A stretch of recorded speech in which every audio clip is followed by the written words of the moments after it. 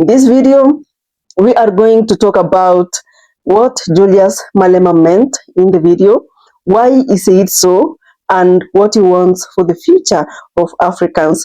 One day we shall arrive because we know we have a future, and that future is what we make of it now. No one is going to destroy us because we have an appointment with that future. Don't stop on my way. What is your problem? Why are you saying we must not stop on your way? I've got an appointment, a very important appointment with the future, and you are not going to stop me into making it into that appointment with the future. They tried it with me, they failed. They buried me alive. They put a concrete on my grave, and they did not know they were planting a seed. Through the concrete, I decided to rise. They couldn't believe it, that I was rising on a concrete. Many wrote me off. Articles and articles in the BBC, in the CNN, in the New York Times. I'm not telling you about Kronstadt Times, New York Times. Malema's future is finished. But I knew that no one has my future in his pocket. I have my own future, and I will decide what I'm going to do with my future. I'm telling you my story to inspire you that no one is going to control your future. You are going to decide what's going to happen. As you grow up, when you research on the internet, this, I'm not telling you fiction, is there. Malema's future is finished. It's not going to be anything in society. Malema is going to jail. Hey. You need to know that if you hate Julius Malema, you hate Africa. And I'm saying that boldly because Julius Malema is this guy that has always been fighting for Africans, not just blacks from South Africa, the entire Africa. So the big question that normally lingers in my mind is, will there ever be a replacement for Julius Malema? I don't think so, because a job like this needs courage, confidence. You need to be fearless, because what this guy has gone through, both social media, in personal life, and remember, he was part of the ANC party, the ruling party in South Africa, but he was chased away in the year 2012 because of his boldness. The things that he was fighting for, of course, we're going to talk about them. In this video, we are going to talk about what Julius Malema meant in the video, why he said so, and what he wants for the future of Africans, not just South Africa. His speeches, they are always inspirational. So, my good people, Julius Malema, how do you know Julius Malema? Where did you hear him? Like, what do you know him for? I will say he's known for economic justice. And when we talk about economic justice, fighting for economic justice all over Africa, he's known for fighting for land reforms. He's known to be a very bold pan-Africanist, you know. And in this particular video that we just listened, he talked about one day we shall arrive. What did you understand by those words? Because it has so many meanings. He talks about inspirational and revolutionary tone of, you know, what he really believes that will happen one day, one time. He talks about achieving economic freedom, reclaiming land, restoring dignity to Africans, decolonization, and African unity. Those are very, very important aspects of his dream, and we're going to talk about the phrase. I mean, we are going to talk about his phrase, and you know, that phrase is, I will say, is like a promise that one day things are gonna get better for people who have been unfairly treated, you know. So I want us to talk about why Julius Malema always talks like the way he talks, talking about one day we shall arrive, because those are some of the things that we really need to talk about, understand them, I mean, guys, I will say Julius Malema is this guy that has been inspiring so many people, and especially the youths. And the reason as to why he always wants to talk to the young people, it's because he knows they are the future. They're the future for change. You cannot actually convince already grown people that have grown to see how things have always been working, and then you want to talk to them about change. You need to start young. So I would say that Julius Malema, he grew up in South Africa, and as a black child, he went through this apartheid thing, the bad things that they were done to during the 1950s, 60s, 70s, during those days. And apartheid was a very, very bad system because it segregated the blacks. And even after apartheid ended, it's really, really shocking that people are still suffering up to today. I mean, when you talk about now, many South Africans still, they don't have jobs. Still, they don't own a land, and no money, not just in South Africa, but also the entire Africa. And remember, 90% of the resources from I mean, these things that they are manufacturing from gold, diamond, the raw materials come from Africa. So Julius Malema believes that when it comes to the government, it has done nothing at all to fix any problem that the South Africans have always faced. And remember, at some point, we shall be talking about the entire Africa, because Julius Malema not only speaks for South Africans, the black South Africans, but also the entire Africans. So he started the EFF, Economic Freedom Party, later after he was just away from the ANC. And the reason as to why he created and founded this particular party is to fight for the rights of the black people, so that the blacks can have a better life. So when it talks about one day we shall arrive, that means that one day a time will come when black people will have what they deserve, like money, land, and respect. Those three items are very, very important in the life of an African as we speak. He was actually in ANC. ANC is the ruling party in South Africa, but he was kicked out in 2012, and that is when the EFF was born. It was born to push change, positive change, of course. And what he wanted was, the return of land to the rightful owners, the black people, of course. And that came with the condition that lands should be returned, but no paying the current owners, because remember, those lands, they are majorly owned by the white minority. So another agenda for EFF is to make banks and mines to be owned by the people. Will that ever be achieved in South Africa?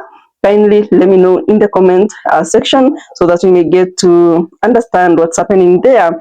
So Julius Malema was angry at some point because the Africans, blacks in South Africa and Africans in general, are still poor, and apartheid already ended, especially in South Africa. So when it talks about we shall arrive, a time shall come when we shall arrive, is actually preparing people. You know what? We are one day, one time, we're gonna get to a better place where everyone has a fair shot. That is his dream. So can we now talk about land, getting the land back and also getting the money?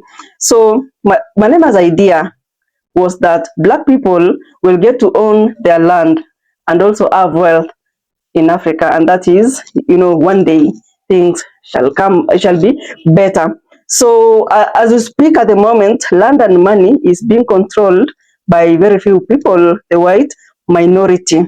And he said that, what, my people, black people need their land. Black people, the blacks of South Africa and black Africans in general, not only black Africans, they need their land back, so that we can all feel proud and very, very strong. So according to him, he feels like the government needs to take that land back. And then, those who have big lands should share it with those who don't have a land at all? Kindly let me know in the comment section. Does that make sense? Does it make sense?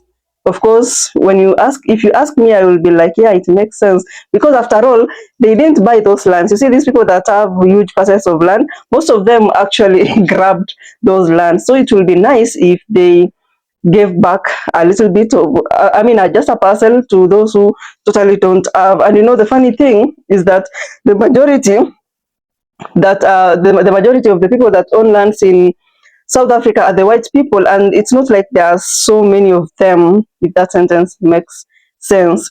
So when it says that one day we shall arrive, it meant that a time will come when Africans will own land and will not have to work for others on their own land, which makes a lot of sense. Because imagine you're going to work for somebody in a land that belongs to others, but in real sense it should have been yours. They forcefully took it from you in those colonial eras.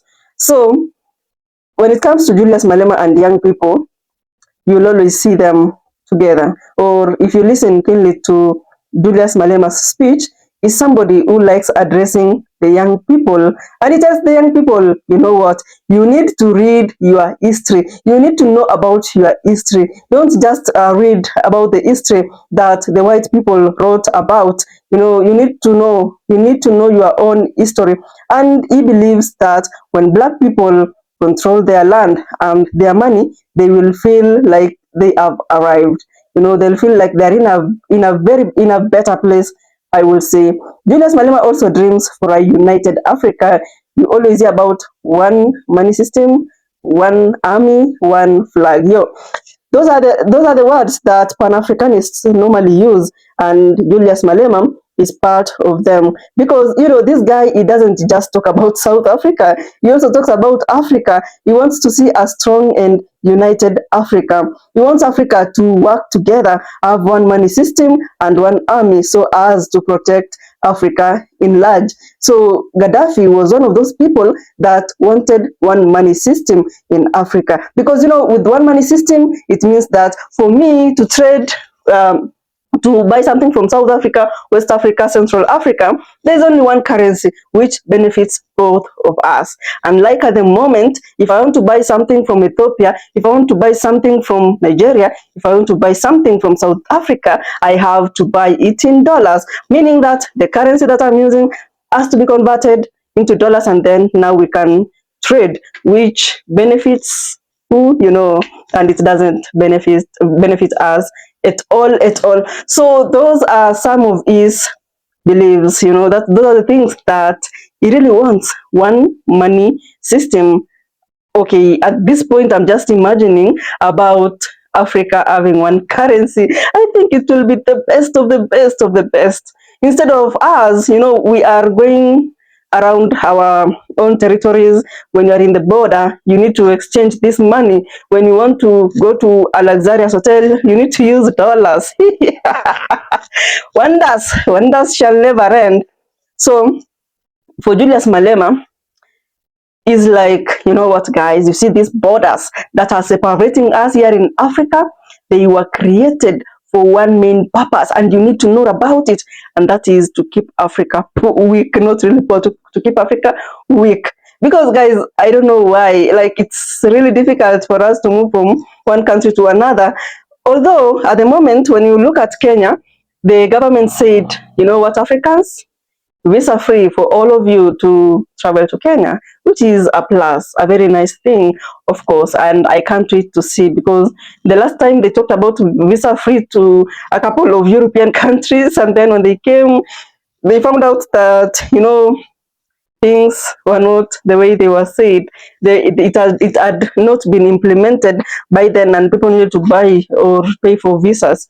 So that phrase, that one day Africa will arrive, for Julius Malema, he believes that, one day Africa will be very, very powerful to the point that Africa will be making their own rules and not following what America or Europe are saying. Because as we speak, majority of African countries at the moment, they go with what America and Europe is saying.